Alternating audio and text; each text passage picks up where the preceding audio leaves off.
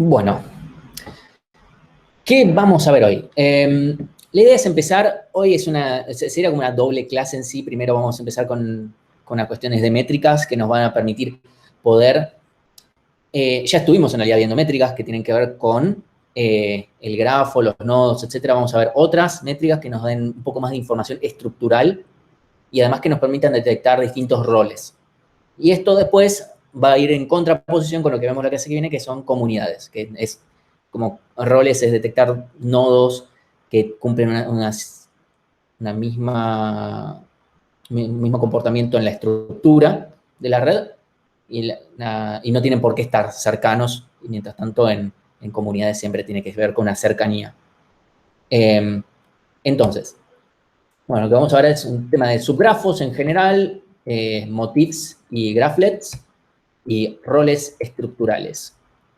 Entonces, primero, subgrafos, ¿no? ¿Qué es un subgrafo? Me imagino, ya más o menos se imagina, es literalmente, un segundito, parece que algo se rompió.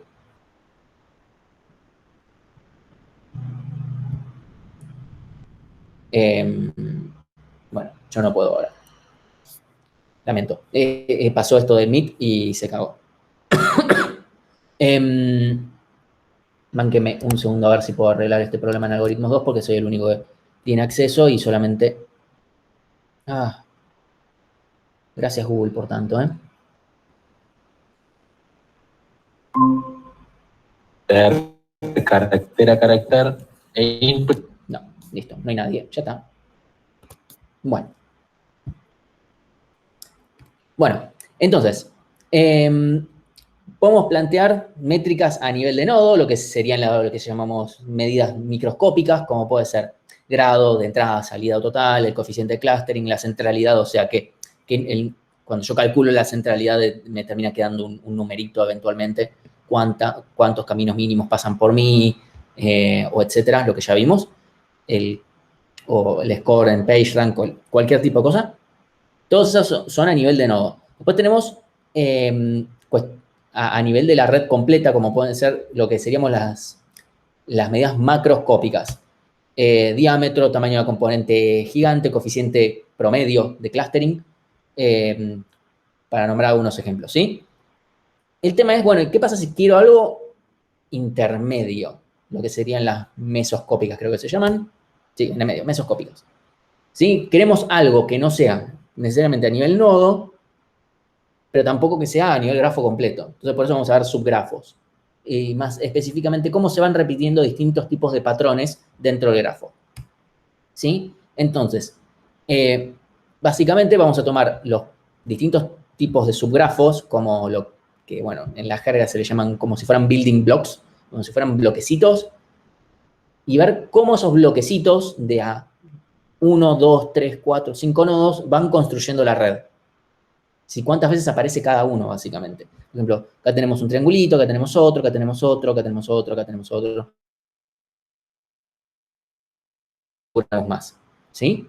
Entonces, la idea va a ser esencialmente esa. Entender, acá, por ejemplo, hay otro más y acá también.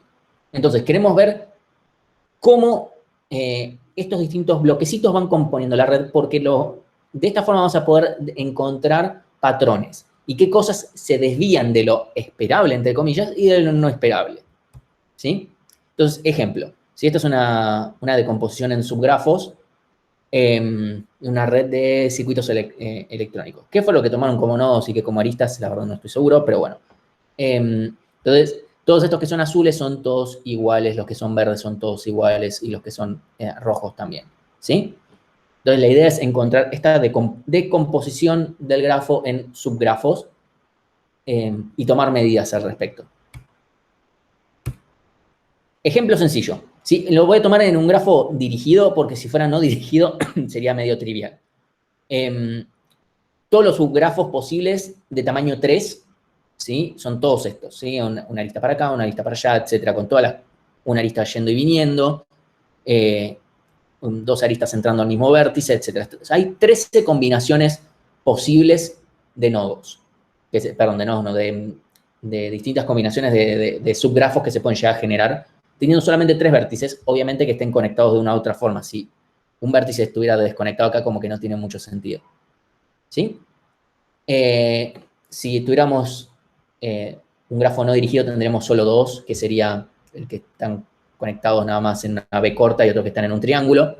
No digo que no sirva, solamente que para el ejemplo me quedaría muy corto y si ya lo empiezo a mandar a 4 se me hace muy grande.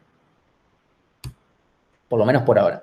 Entonces, ¿qué es lo que hacemos con cada subgrafo una vez que los calculamos, no? Después, cómo los calculamos, ya vemos. Pero supongamos que ya los tenemos, ya sabemos, existen. ¿Sí? Subgrafos existen. La idea es ver, bueno, cuántas veces aparece este subgrafo dentro de la red, porque vamos a querer ver si está o sobre representado o subrepresentado. Y el sub y sobre depende de haber tomado un modelo neutro, porque si no, ¿cómo sabemos si aparece mucho o poco? ¿Sí? Entonces, vamos a tener un vector, o sea, a partir de, calculamos cuántas veces aparece cada subgrafo. O sea, ese paso número 1. Después, determinamos si está sobre o subrepresentado y en función de eso vamos a asignar a un vector, o sea, que sería un feature vector básicamente, que determine con un valor positivo o negativo según si está sobre representado o subrepresentado. ¿Sí? Bueno, ahí está. Todo de vuelta. Para cada subgrafo vamos a tener un índice. O sea, el índice 0, o bueno, digámosle el 1 al 13 nada más para que me coincidan los numeritos. Del 1 al 13 voy a tener, bueno, cuántas veces aparece este, cuántas veces aparece este, cuántas veces aparece este, etc. Y después vamos a ver cuánto esperaríamos que aparezca. Que obviamente no es lo mismo cuánto esperamos que aparezca este que este. Que no sé cuánto es ese número tampoco, ¿eh? Pero bueno, es distinto lo que espero que aparezca que lo que termina apareciendo. Y el que espero también es dependiendo de cómo es que tomo yo como modelo. Entonces, ¿qué hacemos con cada subgrafo? Tomamos esto y hacemos el... Entonces después podemos comparar distintos vectores, o este vector de vectores, porque cada nodo va a tener el suyo. Perdón, cada red va a tener el suyo. Entonces después puedo comparar redes de distintos tipos o dentro de un mismo tipo, a ver si veo un cierto patrón, que lo hay, ¿sí? Incluso ahí puse ejemplos literales que después pongo algunos gráficos de cosas que se encontraron. Por ejemplo, de distintos sistemas de neuronas hay una cierta correlación, ¿sí? Bueno, acá tenemos señal de transducción. No, bueno, no, voy a dejar de hacerme el ridículo poniendo estos numeritos acá.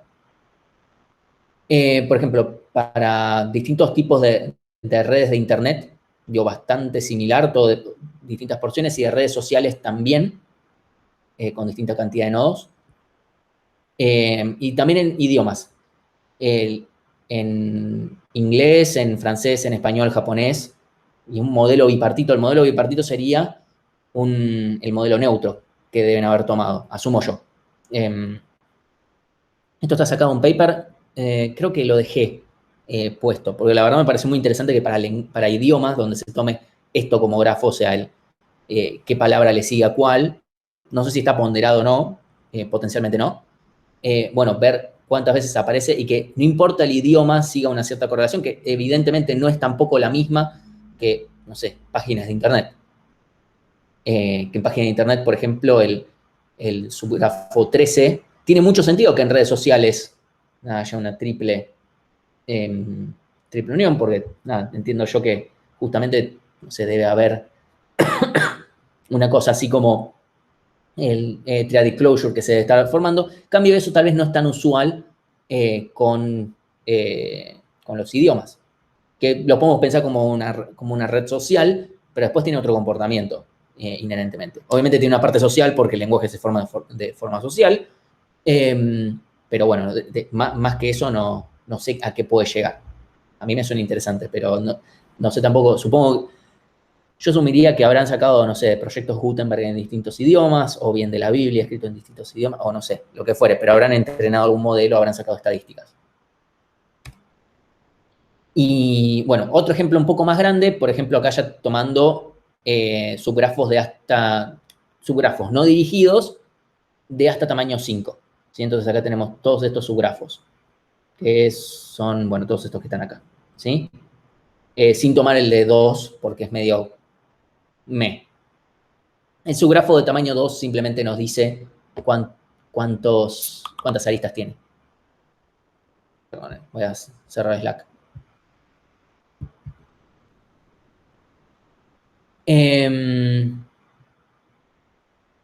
Bueno, motifs y graphlets.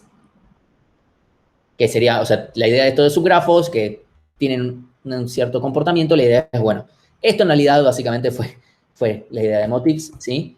Un motif es un patrón que se reproduce constantemente y que tiene lo que se dice una aparición significativa, ¿sí? O sea, aparece una cantidad significativa, donde significativo medio como depende del contexto.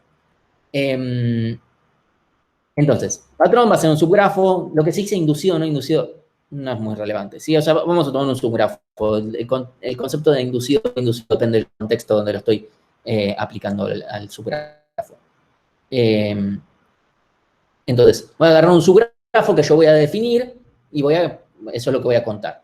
Recurrentes, bueno, el tema de que aparezca con alta frecuencia y significante que aparezca más de lo esperado, ¿sí? Y el esperado, vamos a tomar algún modelo, ¿sí? Para poder hacer la comparación. Porque si no es medio difícil, no, como me dio un número muy grande. No sé, eso está bien o está mal. Entonces, ¿para qué nos sirve? Es para poder, hasta ahora tenemos un entendimiento, como dije, a nivel microscópico y a nivel macroscópico, pero nos faltaba algo en el medio, que nos da más información todavía, porque no estoy diciendo que los grados de los vértices no nos den nada, porque ya estuvimos hablando de la distribución de los grados, no estoy diciendo que tampoco entender el diámetro de la red, también ya hablamos de eso, pero también algo que sí difiere mucho y mucho en redes sociales, porque ya vimos, coeficiente de clustering es alto, punto. Puede ser más, puede ser menos, pero es alto. ¿Sí? Obviamente, cuán alto sea me va a hablar de las condiciones de la red, pero no es, pero ya sabemos que inherentemente va a ser un número alto. Sabemos que el diámetro va a ser un número bajo, y ahí ya no nos va a decir tanto más, el promedio es como, no nos va a decir tanto. Salvo que encontremos en una red social donde justo el diámetro me dé mucho más grande y que eso sea, bueno, de interés. ¿Sí? Donde sí puede llegar a variar mucho por el contexto, y que también puede llegar a ser bastante interesante tratar de explicar el contexto, o sea, cómo es que aparecen estos motifs. Esto mesoscópico, lo que pasa en el medio, varía mucho. Por ejemplo, resulta que en las redes neuronales del cerebro, no neuronales de programación, aparecen muchos estos motifs que se llaman feed forward, que lo que hacen es generar transitividad. Se llaman también motifs de transitividad. Aparecen mucho, que lo que hacen es básicamente cortocircuitar, y parece que al parecer esto genera neutralizar ruido biológico. Yo no escribí el paper, no sé dónde salió esta. Y después en redes de comidas aparecen estos, lo que se llaman parallel loops, que es básicamente de X voy a Y o a Z y de Z voy a W. Estos serían ingredientes que se usan con, o algo por el estilo, o que de estos se llega a tal receta. No estoy muy seguro en cómo se formuló esta red, pero yo entendería que Y y Z serían como ingredientes que son reemplazables el uno por el otro, lo cual tiene sentido. Hay muchos condimentos, o incluso hasta hoy en día podemos hasta reemplazar, depende de qué le guste a uno y a otro, pero también podemos reemplazar hasta la carne. O cualquier otra cosa. Y la idea es esa, que obviamente para poder darle una explicación hay que entender mucho el contexto, ¿no? O sea, esta es la explicación que yo le estoy dando y que más o menos creo haber leído por ahí que se trataba de esto, que justamente el chiste es Y y Z son reemplazables como ingredientes, ¿sí? Entonces, esto nos da no solamente una información sobre la red en general, donde se puede perder lo específico, pero tampoco es tan específico como para perder contexto de la red. Entonces, esto nos da información sobre vecindarios, distintos vecindarios, cómo se van produciendo. Por ahora, ninguno en particular. Después vamos a ver para ir viendo cada nodo. ¿Sí? Entonces, yo, por ejemplo, verificamos un subgrafo. ¿Sí? Por ejemplo, este subgrafo de acá es uno yendo de esta forma. Si yo, por ejemplo, voy a de acá, agarro estos tres vértices, ¿sí? Y acabo de tener un match, porque entre estos tres vértices, ¿sí? Que tengo, sin contar las aristas de los demás vértices que no me importan, o sea, esta arista no me importa porque no estoy contando este vértice, ¿sí? Viendo estos tres vértices, nada más veo las aristas que los componen y veo que machea con esto, ¿sí? Ya tenemos que A va a B, que B va a C, y eso pasa lo mismo acá. Acá espero que ya más o menos algunos se vaya imaginando cuál es el problema de esto, ¿no? Acá hay una cuestión de isomorfismos de grafos que nos puede complicar la vida. Y en este grafo, por ejemplo, no sucede. O sea, no hay un match. Porque si considero las aristas que unen a estos tres vértices, tenemos de A a B, de B a C, pero tenemos también esta arista. ¿Sí? Entonces, y esta arista la tenemos que contar. Entonces, esto no es un match. No lo contamos para este graflet, perdón, para este motif. Lo vamos a considerar para otro. En cambio, si vamos a otro punto, por ejemplo, estos tres verdes también cumplen esto. ¿Sí? Porque es A va a B y de B va a C. Estos tres de acá también. Estos tres amarillos también. Estos tres verdes de acá también. ¿Sí? Pero, por ejemplo, este naranja con estos dos de acá, no.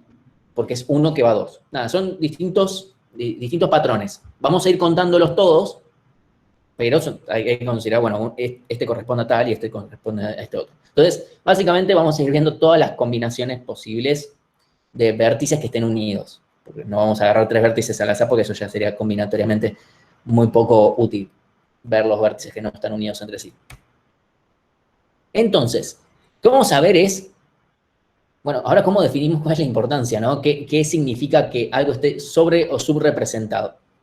Entonces, por un lado, voy a calcular cuántas veces aparece cada, o sea, yo cuento cuántas veces, calculo todos los, o los defino yo directamente, porque definir estos motifs, incluso todos estos, esto es fácil, lo defino una sola vez, son 1, 2, 3, 4, 5, 6, 7, no sé, deben ser unos 20, no, acá, así, en total, 1, 2, 3, 4, 5, 6, acá hay 21, más 6, 27, 29, pongamos, hay un total de, más o menos 30, si contamos también al de dos vértices nada más, que puede llegar a ser de interés porque consideramos el grado de cada vértice, o ahí va a ser directamente la cantidad de aristas.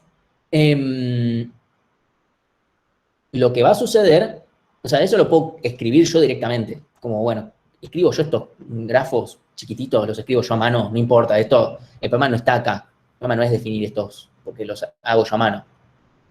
Esto no escala tanto. El problema es que siguen siendo ya 30 subgrafos que hay que considerar. Entonces, cuento cuántas veces aparece cada subgrafo, ¿sí? Después vemos cómo, pero por ahora supongamos que tengo un algoritmo que me lo calcula y ya está, ¿sí? Y después le resto o sea, en promedio, cuántos esperaría yo. Por ejemplo, genero varios modelos aleatorios, como los que vimos hace dos clases, ¿sí? Genero un modelo y tomo el promedio de cada uno de los motifs, de cuántas veces aparece cada uno en esos modelos aleatorios. Y entonces, para el real le resto el promedio y después obtengo el desvío estándar de lo esperado, ¿sí? Para saber en realidad porque pudo haberse desviado un montón o muy poco o lo que fuera. ¿Sí? Eso, con esto obtengo ya lo que sería la importancia estadística del motif y obviamente eso para todos los IES. Y después lo que hacemos es normalizarlo, básicamente. Acá se dice perfil de importancia, simplemente normalizar el vector, no hay más vuelta que esa, porque como siempre sabemos, los vectores está bueno que estén normalizados, es más fácil después graficar, etcétera, ¿sí? Así que bueno, esta es otra forma de vuelta para entender, porque yo tal vez no sé cómo analizar un grafo, veo obviamente, a ver, yo ya sé de vuelta, voy a tener un diámetro pequeño, ok, lo calculo para estar seguro, obtengo caminos mínimos, supónganse que ver centralidad ahora no tiene mucha importancia, tal vez estoy en una etapa de análisis todavía de cómo es esta red, tal vez me sirve, ok, veamos qué tipo de motif se aparece muchas veces, porque tal vez me diga algo sobre la red, y me diga, yo debería analizar algo acá. Por ejemplo, bueno, no, pensé que aparecía el ejemplo ahora.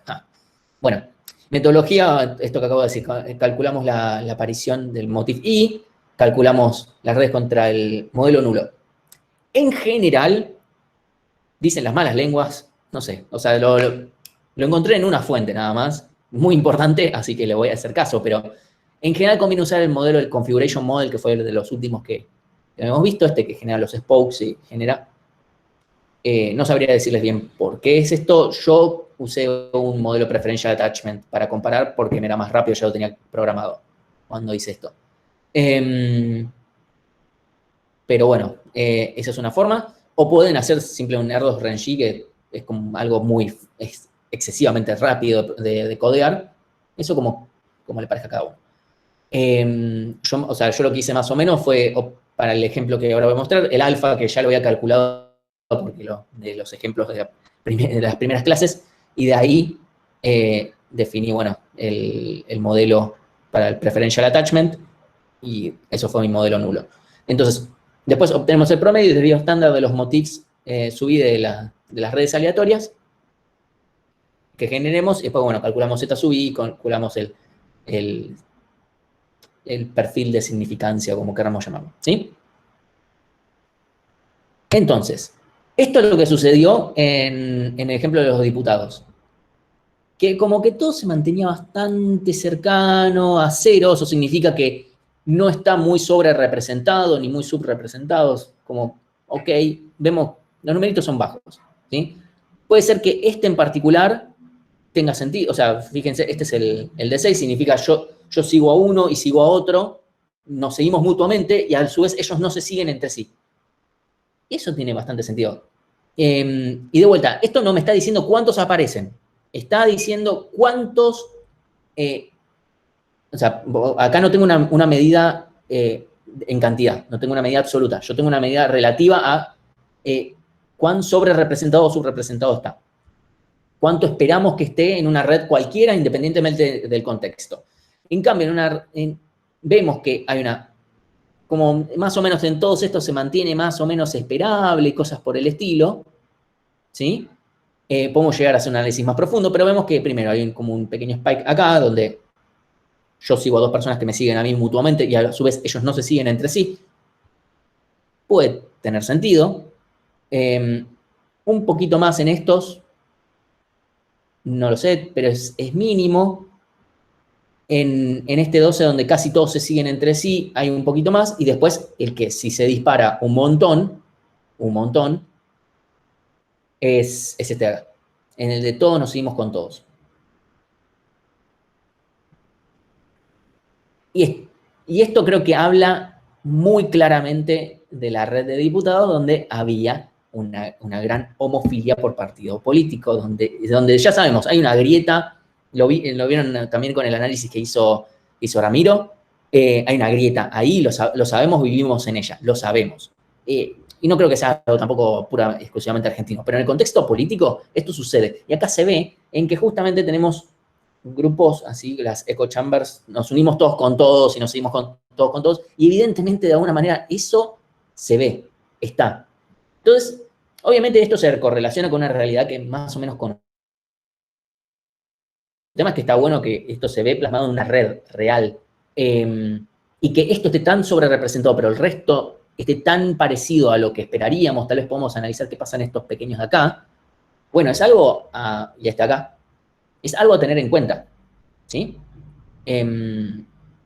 Así que bueno, acá yo no estoy seguro, la gente de datos me podría llegar a corregir el gráfico que decidí hacer. Decidí usar el mismo tipo de gráficos que estaban usando en otras fuentes, pero cuanto más lo veo, digo, no sé si es el gráfico real, porque no existe una continuidad acá. Pero bueno, eso después lo charlaré con Jorge para que me caiga pedo por el gráfico que elegí. Pero bueno, por ahora simplemente estemos bien con esto.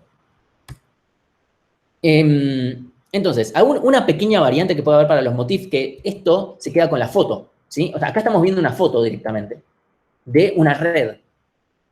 Algo que podríamos hacer, no me tomé ese trabajo porque o sea, calcular esto toma un buen rato, y esto además, agregarle todo esto, me era un quilombo. Lo que podemos hacer es, además, agregarle que tenga las características de los nodos, ¿sí? O sea, que pueda considerar la homofilia por algún patrón que definamos, por ejemplo, en el caso anterior, bloque político. Solamente que ahí de vuelta, el bloque político tenemos como 15, entonces la cantidad de motifs se me hacía muy grande, ¿no? Donde tengamos algo como esto. Tal vez incluso ni siquiera me interesa analizar todos. Tal vez es como, bueno, tal vez no me interesa analizar absolutamente todas las combinaciones, solamente me interesa, este sigue a uno de otro partido, o este sigue a uno de su mismo partido y este sigue al de otro partido. Tal vez lo puedo generalizar así, como blanco-negro de mío o no mío, ya que justamente es lo que estoy analizando. Tal vez no me interesa cuál. O tal vez sí me interesa cuál. De vuelta, todo eso tiene que ver con el análisis particular que yo esté haciendo. Y la otra que me puede llegar a importar es por temporalidad, que dependa justo cómo se da la red, ¿sí? Entonces, acá tenemos una ocurrencia, pero en un cierto orden, y después tenemos otra ocurrencia en otro orden, y cosas por el estilo, ¿sí? Nada, eso puede llegar a ser o no importante. ¿Sí? O sea, acá tenemos que machea, perdón, esto machea porque son dos del mismo color y uno de otro, por eso machea. Y este no, porque es uno que sigue a uno de otro partido. O sea, acá en estos tres volvería a machear. Pero podremos llegar a querer tener en cuenta también el tiempo. O sea, solamente tener en cuenta si acá, por ejemplo, esta arista tiene un determinado timestamp, por ejemplo, y que sea este sigue a este y luego este sigue a este. O sea, de vuelta, esto lo podemos hacer tan grande como querramos, no es que solamente hay una forma. Hay que considerar eso en el modelo nulo, como lo vamos generando también. O sea, porque eso me complejiza porque el modelo nulo, que suele ser muy simple, le tengo que agregar de alguna manera esta lógica para poder hacer esta comparación de alguna manera. ¿Hasta acá alguna pregunta con esto? De mi parte, ninguna. Buenísimo. Esto en realidad es más fácil de entender. Esto es el típico tema que uno lo ve y dice, entiendo perfectamente ahora cómo lo codeo, estamos un poco más complicado. Igual no es más fácil de lo que parece, en realidad. Entonces, después tenemos los graphlets, que vamos a agarrar la misma idea, pero ahora nos vamos a volver a centrar en los nodos, pero ver su vecindario, porque hasta ahora lo que hicimos fue tomar una medida para el grafo con respecto a los distintos vecindarios que se formaron. ¿Sí? Eso es lo que vimos, es una medida para el grafo, que entonces me permite, por ejemplo, comparar grafos entre sí, como lo que yo esperaba versus lo que obtuve. O mismo el análisis que hicieron a nivel de lenguajes, o etcétera. Hasta se podía hacer con, no sé, lenguaje de programación, qué sé yo. En cambio, Graphlet va a ser una medida para los nodos, ¿sí? O sea, van a ser motifs que consideren además la posición en la que se encuentre el nodo. Porque no es lo mismo que me encuentre en una posición que en otra. Esto de vuelta, porque es una medida para los nodos. Y va a ser como una forma, una generalización de los grados. El grado sería como, básicamente esto, ¿no? O sea, tengo un motif de simplemente dos vértices y veo cuántas veces se repite ese motif y es literalmente el grado. ¿Sí? ¿Cuántas veces aparezco yo? O sea, yo soy el vértice este de acá. ¿Cuántas veces aparezco yo agarrando otros vértices? ¿Cuántas veces aparezco yo en un motif como este, en este patrón? Y la cantidad de veces que aparezca yo en este patrón es literalmente el grado. Bueno, vamos a agarrar eso y lo vamos a extender. ¿Cuántas veces aparezco yo como alguno de los, supongamos que agarro, estos son los acá se le dicen graphlets, pero bueno, es lo mismo, son patrones, ¿sí? ¿Cuántas veces aparezco yo en los graphlets de grado 3 dentro de un triángulo? Obviamente acá no importa en qué posición esté porque es completamente simétrico. O sea, esto es nada más una forma de dibujarlo. O sea, si yo pertenezco a parte de un triángulo, ¿sí? Eso sería mucho más similar a esto directamente. ¿Y cuántas veces aparezco en este graphlet? Primero, como uno de los extremos, obviamente estos dos son completamente equivalentes, ¿sí? Porque esto nos está hablando de la estructura y nos va a hablar del rol que ocupe un nodo. Entonces, este y este obviamente son lo mismo, pero este es otro vértice. O sea, otra posición, estructuralmente hablando. Entonces vamos a considerar este como que yo acá pertenezco al graphlet 0, al 1, al 2 y al 3. ¿Sí? Son las posiciones diferentes que podemos llegar a agarrar. Después con 4 es lo mismo. Acá yo puedo pertenecer, supongamos, a esta lista enlazada, entre comillas. O estoy en uno de los extremos o estoy en el medio. O estoy en el medio de una estrella. o formo parte de un cuadrado, o sea, si estoy en el medio de una estrella o estoy en las puntas. O formo parte de un cuadrado, o formo parte de un tetraedro. Directamente creo que también es la forma más pedorra de haber dibujado lo mismo, pero con esto cruzado. O cualquiera de estas otras figuras. Y es lo mismo con los de 5, obviamente cada vez, fíjense que esto claramente aumenta un montón, porque esto no solamente con 5 aumentaron, a ver, qué sé yo, creo que hay unos 20, son unos 20 o 21, no sé, de 5 nodos hay como 20 o 21. Obviamente sí, son 6, van a ser muchísimos más, pero no solamente aumentan la cantidad de subgrafos o graphlets, sino que aumentan mucho las posiciones distintas que yo puedo ocupar. Por ejemplo, en esta lista enlazada, o estoy en uno de los extremos, o estoy en uno de los al lado de los extremos, o estoy en el medio.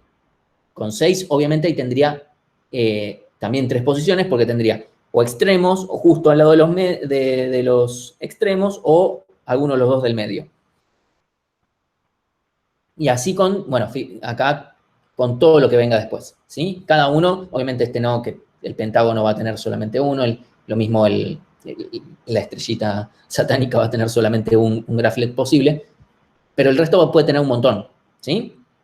Entonces, hay que tener cuidado con cuántos graphlets terminamos dibujando, más que nada calculando. Entonces, bueno, volvemos a analizar nodos, ¿sí?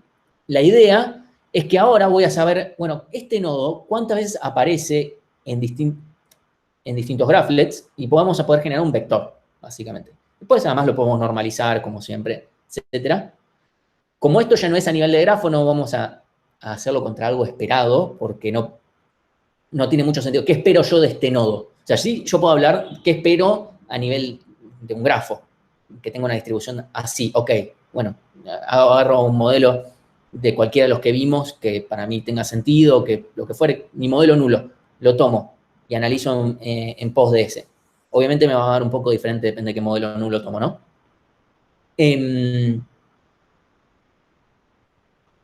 Pero ahora, si yo tomo Graph.let va a ser una medida de nodo, no tiene mucho sentido compararlo contra un nodo de una red nula, porque tomar nodo a nodo no tiene mucho sentido. Entonces, como, ¿qué es lo que espero de este nodo en particular? No sé qué espero de este nodo. ¿Sí? Entonces, acá vamos a ver otra cosa. Entonces, lo que vamos a hacer es tener una nueva medida. En vez de tener un número que me diga el grado, voy a tener un vector que me hable de todo su vecindario. ¿Sí? O sea, en vez de tener un numerito de vuelta, voy a tener un vector, en lo que se llama Graph.let degree vector. Entonces, cuánto Graph.let toca un determinado nodo. ¿Sí? Entonces, para poner un ejemplo, estos se llaman orbits, directamente a cada una de estas posiciones, que considerando la simetría.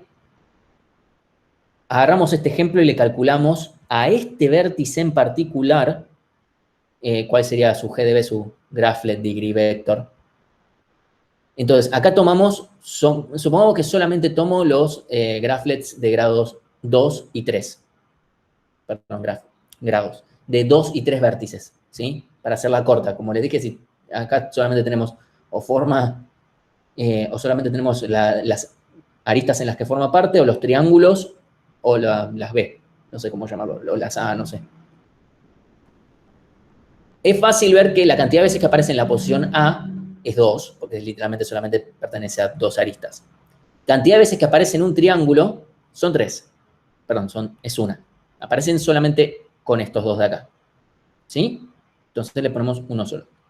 Lo contamos una sola vez. No es que lo contamos 3 veces porque después para este aparece. Cuando yo me centro en este, me centro en este. Pero cuando estoy viendo este de acá, ya está. Me quedo acá. Y aparece de esta otra forma 2 veces. Viniendo por acá y viniendo por acá. Sí, acá están los dos ejemplos. Es muy importante, no vuelvo a contar esto de acá o esto de acá, porque cuando yo estoy viendo el subgrafo lo veo con todas las aristas que lo compongan. Entonces, si yo veo esto de acá, me incluye esta arista de acá, entonces, por supuesto, entonces forma el triángulo. ¿Sí? ¿Quedó claro esto? ¿Estamos bien? Perfecto, sí, sí. Ok.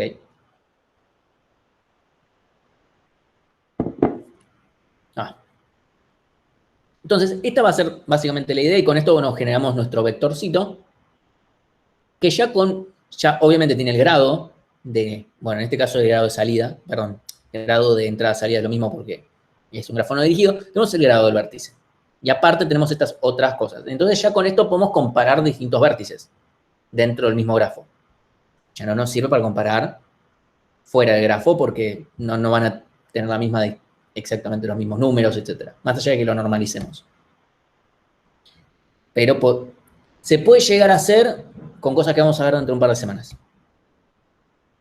Entonces, vamos a considerar cada posición, ¿sí? De posible que podamos tener y lo que vamos a hacer, o sea, si consideramos los grafos de 2 a 5, tenemos unas, creo que eran, no sé si eran 30 o eran 29, pero bueno, consideramos las 73 posiciones posibles. Sí, que son un montón. Y si metemos 6, creo que es más que el doble. Entonces, bueno, nuestro vector va a tener 73 posiciones y va a ser una descripción para el nodo de qué es lo que está a su alrededor, con un cierto radio. Y fíjense que ¿por qué tiene sentido agarrar graphlets de a lo sumo 5 vértices? En general, hablamos de que tenemos un radio muy pequeño, ¿sí? Un radio que a veces es 5, a veces es 6, 7, 8. No es muy grande. Entonces, si yo digo que me voy hasta lo sumo 5, yo con eso hago todo un radio de eso. O sea, ya con la lista enlazada, digamos, si yo siendo un extremo, con eso ya estoy barriendo un montón de la red. O sea, muchísimo. Por eso no es necesario que sea demasiado grande este graph-let, en realidad, para ya agarrar un montón de información. Y además hacerlo demasiado grande empieza a perderse la ganancia. O sea, si se hace mucho más grande empieza a perder ganancia hacer esto, la verdad. O sea, obviamente no me va a agarrar todos los caminos porque yo a un nodo puedo ir directo, pero también puedo agarrar y hacer toda una vuelta. No voy a agarrar eso. Pero hay que ver cuánta ganancia me trae ver todo eso. Así que, por eso es que tiene bastante sentido. No es que por hacer grafos tan chiquitos nos perdemos de demasiadas cosas. O sea, estamos viendo una cantidad bastante decente de la red. Entonces, bueno, obtiene la información de la conexión hasta, bueno, 4 saltos, ¿sí? Tomamos 5. Entonces, bueno, con esto tenemos otra forma más de describir a un vértice y esto después hasta podemos hacerle machine learning encima y cosas por el estilo, porque ya tenemos vectores, podemos aplicar machine learning. ¿Para qué? No sé, después vemos. Vos aplicá y después vemos. No sé. Obviamente depende de lo que estemos haciendo, ¿no? Pero el chiste de esto es que podemos compararnos de distintas partes de la red, ¿no? Ni siquiera los que estén directamente conectados. Y con eso vamos a poder ver que no sean semejantes o no, ¿sí? Y acá tenemos dos problemas, ¿sí? Primero, enumerar todos los subgrafos posibles de tamaño K y además las posiciones, para el caso de los graphlets, ¿sí? Y contar la cantidad de apariciones de cada subgrafo, ¿sí? Bueno, esta parte muchas veces se hace medio a mano, porque además es un número, si ya siendo 30 grafitos no es tanto problema, pero bueno, es un laburo que te haces una vez en tu vida y no lo haces nunca más y ya está, o lo puedes conseguir en algún lado o lo que fuere. Esto podría llegar a no ser tan terrible. Si uno lo quisiera generalizar mucho, podría ser bastante problemático. Contar las apariciones, obviamente, esto ya no tengo forma de zafar, ¿no? Entonces, ver si un subgrafo existe dentro de un grafo es obviamente SNP completo, si es un isomorfismo de subgrafo, que un caso especial para el caso de grafo. Pero bueno, dado que en realidad el tamaño de este K va a ser muy chico, podemos llegar a zafarla bastante, ¿sí? Entonces vamos a hacer en realidad dos cosas. Primero vamos a limitar obviamente los tamaños de los subgrafos. En general para los motifs se hablan de los de 3 a 5, el de 2 no tiene mucho sentido de vuelta porque literalmente cuántas aristas tiene el grafo, no me dice mucho. Para motifs, de vuelta. Entonces agarramos entre 3 y 5 o 3 y 8, depende ahí cuánto querramos hacer. Para motifs, que es un poco más limitado porque es literalmente el motif. Para Graphlet, en general, no se pasan de los 5 porque hay que considerar las posiciones, que eso lo hace mucho más grande. Si pasamos a 6, se hace muy, muy, muy grande. Tal vez alguien quiera hacer algo con eso y decir, bueno, ¿qué pasa si le agrego el sexto? A ver cuánta más información me puede llegar a... No lo sé. Así que, bueno, esto es otra medida, otra de las cosas que se suelen hacer. Entonces, el problema es el siguiente. Vamos a tener dos cosas. Por un lado, vamos a tener que contar la cantidad de subgrafos que aparecen dentro de la red. Que eso va a ser lo más fácil. Lo que vamos a terminar haciendo es, ok, en vez de fijarme cuántas veces aparece en esta red, no, vamos a conseguir todos los subgrafos de tamaños K y menores, ¿sí? Tengo todos los de tamaño K y menores, o los de, o sea, tamaños 2, 3, 4, 5, aunque lo dejemos en fijo, no importa. Obtuve todos los subgrafos dentro del grafo, ¿sí? Y eso ahora ¿cómo sería? Eso va a ser un algoritmo. Y después lo único que vamos a hacer es ver si dos grafos son isomorfismos.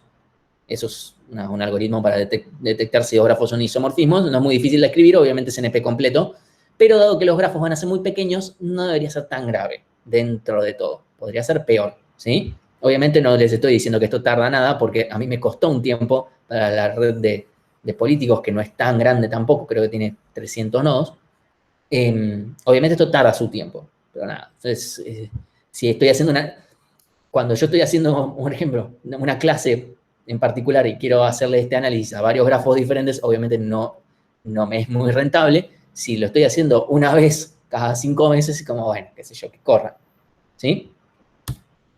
Entonces, hay distintos algoritmos para contar la cantidad de subgrafos que hay dentro de un grafo. Les dejo, o sea, yo voy a mencionar nomás este que se llama ESU, Exact Subgraph Enumeration. No, les juro, no tiene no es nada que en realidad, yo pensaba, wow, debe ser alto algoritmo, y no es nada del otro mundo. Básicamente lo único que hace es un DFS, o sea, hace backtracking y nada más. Lo único que tiene mucho cuidado es, más que nada para grafos no dirigidos, no generar repeticiones, porque eso sería un problema. Por eso es muy importante que no volvamos a generar el mismo motif que ya habíamos generado. A ver, si... o sea, supongamos que yo tengo, por poner un ejemplo, no sé, Macri que siga Lilita y que lo siga Macri de vuelta y que, no sé, lo siga lo pérfido, por poner un ejemplo en algún lado. O sea, lo agarro ahí, pero lo podría llegar a volver a agarrar, primero analizando desde, no sé, empiezo a analizar desde el Lilita y después empiezo a analizar desde Macri y lo volví a agarrar y que sea el mismo. Y eso no está bien porque voy a contar 2 veces el mismo motif, va a generarse como que está el doble de veces, y ahí se me hace un quilombo, además porque en grafos no dirigidos no es que digo, bueno, dividilo por 3 o lo que fuere, no podés hacer eso, porque no da lo mismo, ¿sí? Entonces, tenemos que tener ese cuidado. Entonces, primero vamos a mantener 2 conjuntos. Uno, el conjunto de los vértices que estamos considerando hasta ahora como parte del motif, que los vamos metiendo y ya está. No es necesario generar un grafo con eso, simplemente qué vértices pertenecen y ya está. Y el de extensiones, cuáles son los que podemos llegar a ver a partir de ahora, ¿sí? Entonces, la idea es, yo estoy en un vértice B, lo que voy a hacer es agregar, tiene una pequeña trampa esto, puedo mostrarles en código qué es lo que, porque no contaba bien esto, una pequeña cosita, que igual esto están en el ejemplo que está el problema. Incluso cuando lo vi en la clase de, no sé cómo lo explicaba Lescove, esto tiene un problema el algoritmo si no se pone un if específico porque no anda.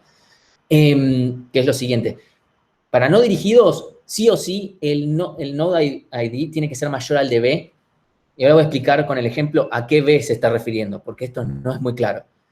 Que es justamente para evitar repeticiones.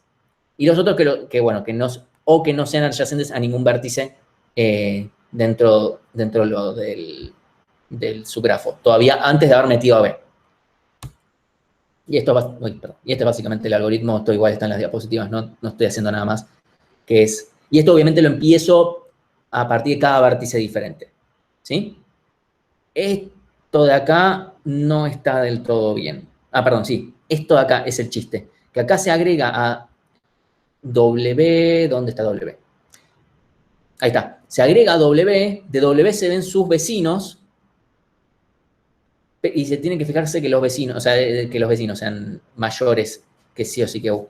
Ahora lo muestro en un ejemplo. Supónganse que empiezo en este vértice 1.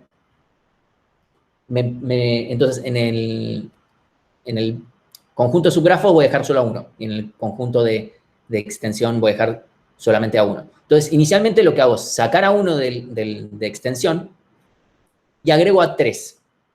Y de 3, dejo a 3. Y a 3, lo que voy a hacer ahora es, saco a 3, o sea, lo que voy a hacer es, me quedo con alguno de la extensión, agrego 3, y me fijo a 2, que 2 sea a 2 lo agrego porque es mayor que 1, que era el que estaba antes.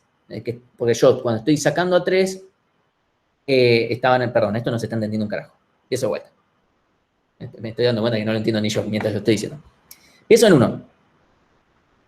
Guardo a 1 en la extensión. Después, saco a 1, voy a poner a 3 en la extensión, ¿sí? Porque es el único vértice que tiene como adyacente. ¿Sí? Pongo a 3 como en la extensión y a 1 lo pongo en el subgrafo. Saco a 3 de la extensión porque es el único vértice, o sea, saco cualquiera de la extensión. El tema es que solo está 3. Saco a 3, mientras estoy en la recursividad, estoy en 1 en realidad, sí, acá de vuelta. Mi vértice B es el 1, saco alguno, que es el vértice W, que va a ser mi vértice 3, y me fijo si de los adyacentes de 3, cuáles son más grandes que el vértice B1. Ese es el mambo que tiene este algoritmo, porque en un momento, el problema que tiene es que si yo me quedo nada más con los mayores a 3, en vez de el de 1, no voy a quedarme con 2. Entonces no voy a considerar con este subgrafo acá. Entonces, me fijo con todos los que sean mayores que 1. Van a ser 4, 5 y 2. ¿Sí? Entonces, ahí me quedan en la extensión y de ahí genero de vuelta. Cada vez que llego a tener 3, ahora si yo tengo 2, quiero considerar los subgrafos de tamaño 2, me guardo este subgrafo. Me copio el B extensión y me lo guardo. Entonces, después saco 4, como 4 ya forma parte, o sea, ya tenemos 3 vértices, queríamos los de 3, bueno, listo, entonces guardamos esto. Y si queríamos más, bueno, seguimos calculando, vemos, bueno, cuáles tendríamos que agregar a la extensión que sean parte del 4, etc. ¿Sí? Entonces, nos puede quedar, por ejemplo, si queríamos los de 3 vértices nada más, nos van a quedar estos, este y este, nos van a quedar estos 3. Si queríamos los de 4, obviamente si queremos los de 5 no, vamos a tener toda la red completa. Si queremos los de 4, vamos a tener estos de acá, con alguno de estos 2, o estos 3 de acá y este. ¿Sí? Más o menos entendí el algoritmo, juro es más fácil de lo que parece en realidad por este lado, pero simplemente hacer un DFS, pero tener mucho cuidado cuando estoy comparando a quién meto en la extensión y a quién no. ¿Sí? Porque tengo que meter la extensión no comparando contra el 3, que es el que acabo de sacar, sino al 1, que es el original de este llamado recursivo. Después llamo recursivamente para este 3 y hago la misma lógica, si acá hubiesen más vértices. ¿Sí? Porque, bueno, esto es un DFS. ¿Estamos más o menos bien? Tal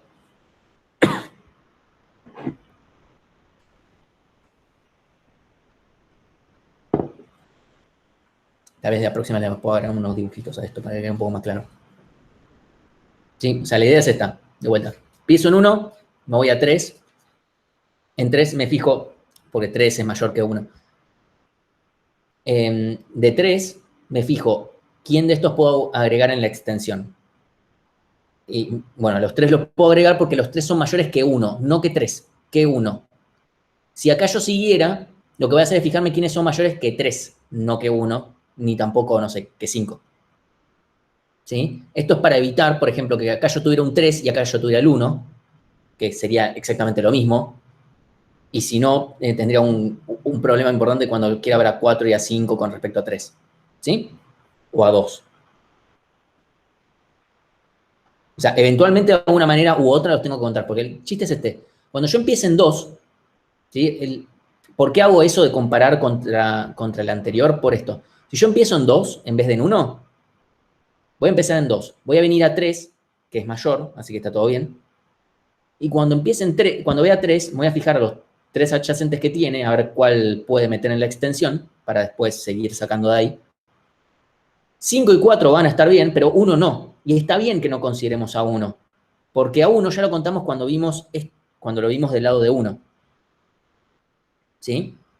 Y de vuelta, cuando empiecen 3, no quiero ir por 1 y 2, porque cualquier graflet o cualquier motif, como sea, cualquier subgrafo, en el que estén 3 y 1 o 3 y 2, ya los conseguí o los voy a conseguir cuando me toque, cuando estuve analizando el 1 y el 2. ¿Sí? El chiste es ese, no repetir, porque si no tenemos ese problema. Si el grafo fuera dirigido, ahí sí repetimos. ¿Sí? Ese es un pequeño detalle. ¿Por qué? Porque ahí sí no da lo mismo, porque depende de la dirección de las flechas, puede dar completamente diferente. ¿Sí? O sea, ahí tenemos que tener unos ciertos cuidados. Si el grafo es dirigido, hay que tener unos ciertos cuidados, porque obviamente si tenemos flecha acá y flecha acá, flecha acá y flecha acá, y todo por el estilo, como que tenemos que tener ciertos cuidados con la simetría ahí. Esto es más lógico en realidad con grafos no dirigidos, pero se puede hacer igual, solamente hay que tener más cuidados con uno dirigido.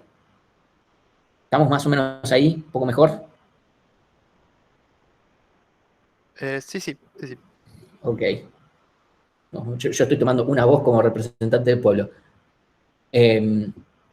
No hay mucho más en esto, así que tenemos tiempo para...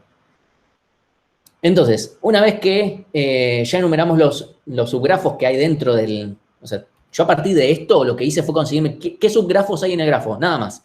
Conseguí que, supongamos los de 3 vértices, conseguí este de acá, conseguí 1, 2, 3, 1, 3, 4, 1, 3, 5, 1, 3, 2, 1, 3, 4, 1, 3, 5, 3, 4 y 5. Y 2, 3, 4 y 2, 3, 5. Sí, creo que esos son todos los... Y después, bueno, podemos considerar también los de 4, los que fueren, ¿sí? Conseguimos todos los subgrafos que pueden haber. Ok, bueno, ahora hay que ver contra qué número de... O sea, contra cuál de... Bueno, todo...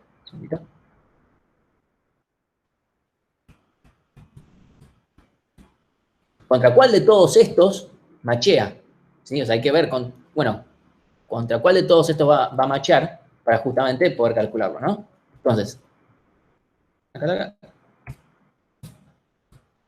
Entonces, por cada subgrafo que hayamos generado, vamos a ver cuáles son los subgrafos topológicamente equivalentes, o sea, si son isomorfos, directamente, así de una.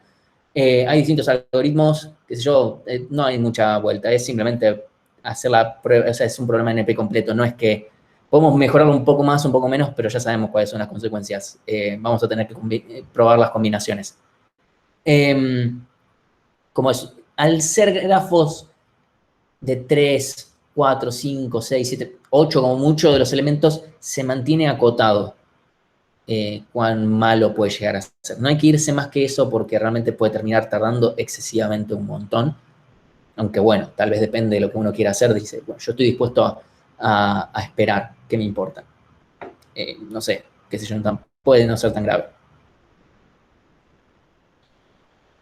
Entonces, ya con esto tenemos la herramienta de, bueno, podemos hacer un análisis un poco más profundo principalmente con el tema de los motifs. Tenemos una métrica más para toda la red.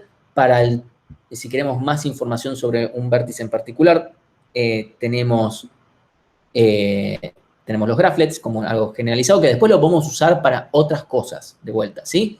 Después en un par de clases vamos a ver un poco cómo pasamos esto de alguna manera para poder usarlo después en otros contextos como Machine Learning, etcétera, y vamos a retomar el tema de los graphlets. Pero para otra cosa que lo podemos usar es para determinar roles, ¿sí? O roles estructurales, lo que se dice, que en redes, ¿sí? Entonces, la idea es poder determinar vértices que sean que tengan un mismo comportamiento, un mismo fin, o lo que fuere, ¿sí? Dentro de una red, aunque no estén juntos, ¿sí? Lo mismo que les había mencionado antes. Aunque no importa dónde estén en la red, ver si dos vértices son semejantes en sí.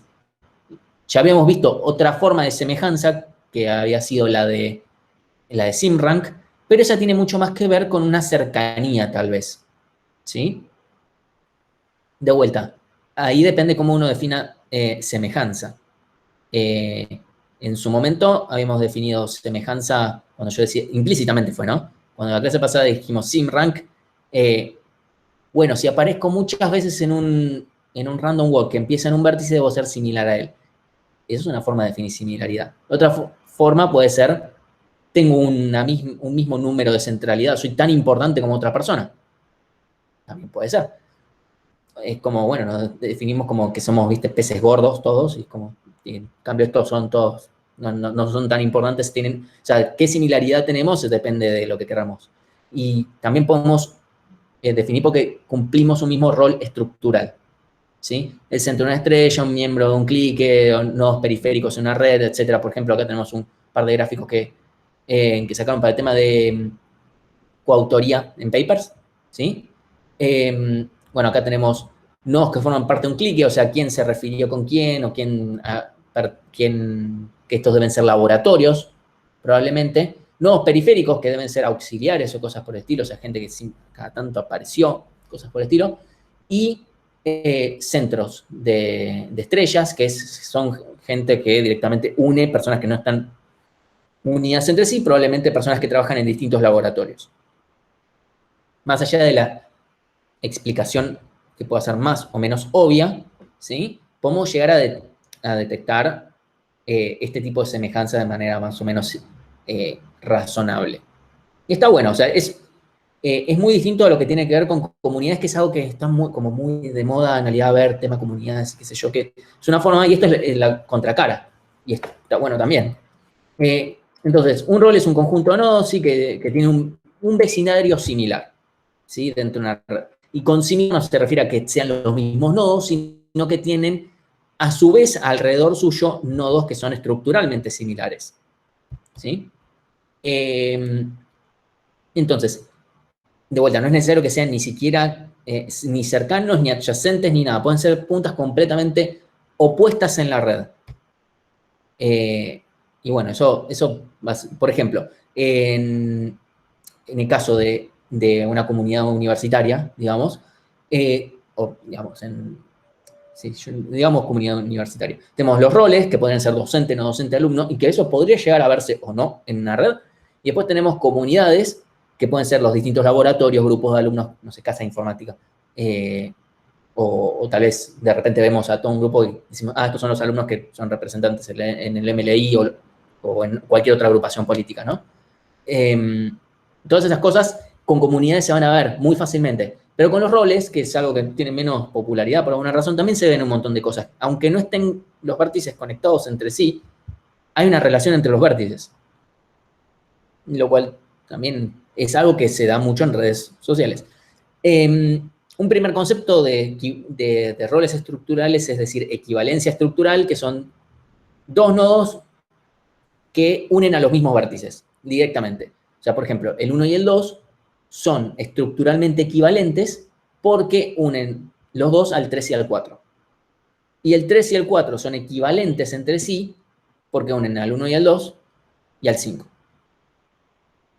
A menos que esto, no, esto es dirigido, perdón, porque unen al 5 directamente. ¿Sí? Esto es como un poco muy rígido, entonces obviamente este tipo de situaciones pueden pasar que esto suceda y es muy raro. O sea, pensémoslo nosotros, incluso, o sea, no sé, yo me pongo a pensar tal vez con alguno de mis mejores amigos, pero es imposible que no sé, tenga las mismas amistades ellos que yo, o incluso, no sé, que mi pareja, definitivamente no, tenemos las mismas amistades. ¿Sí? O sea, es muy, muy, muy difícil, no importa de quién estemos hablando. Entonces, esto es una definición muy, muy rígida que obviamente nos va a quedar. Pero el chiste es que de esto partimos a la idea de que justamente vamos a tener un vecindario muy similar. Entonces, lo que vamos a usar es el concepto de graph-let. Podríamos decir que entonces si dos nodos tienen este graph-let degree vector muy similar, entonces es que cumplen el mismo rol. ¿Cómo definimos que sean muy similares? Pueden haber muchas. Lo más normal sería la distancia coseno. Me parece algo bastante razonable. Obviamente normalizando los cosas estos para que no hayan problemas. Y después, bueno, después podemos llegar a clusterizar, por ejemplo, usando K-means o no sé, o jerárquica clustering o cualquier otra forma. Pero ahí vemos que de repente, algo que habríamos pensado, ok, clusterizar para obtener comunidades, no, ahora lo estamos usando para vértices, para un concepto nada que ver. Y obviamente acá incluso hasta nos fuimos de la red. O sea, la red la usamos para obtener estos vectores y ahora simplemente clusterizamos estos vectores y ya está, con eso definimos.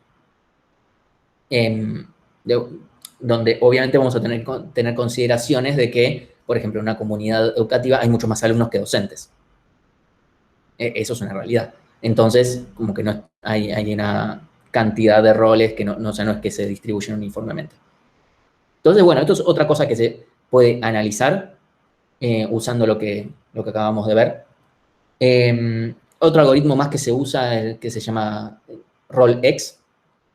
No sé, es un algoritmo más, no me parece que sea tampoco tan wow, que lo que hace es definir esto de forma matricial y aplicando una cierta lógica varias veces. Así que bueno. ¿Alguna consulta con esto?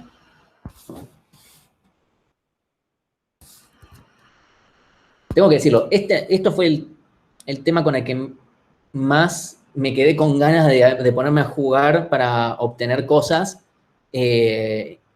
Incluso ahora conseguí un par de redes más y estaba viendo a ver si con alguna un poco más grande tal vez me mandaba o si me mantengo con las redes políticos. Pasa que con las redes políticos vamos a obtener medio lo obvio. Entonces quería ver de obtener algo un poco diferente. Pero con las redes muy grandes, tal de Twitter, por ejemplo, que me pasó Mariano Beiró, no tiene los identificadores. No, mentira.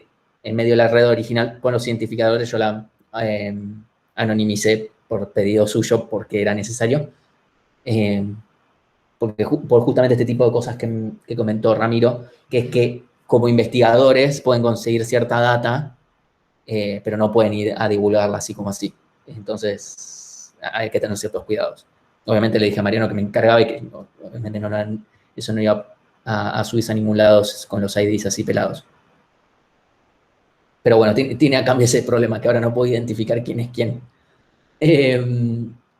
Pero bueno, voy a ver qué hago. Si no, después porque bueno, no importa. En algún momento veré qué hago con esto.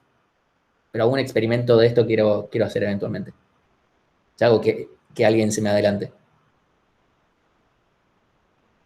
Así que bueno, si no hay preguntas, corto acá.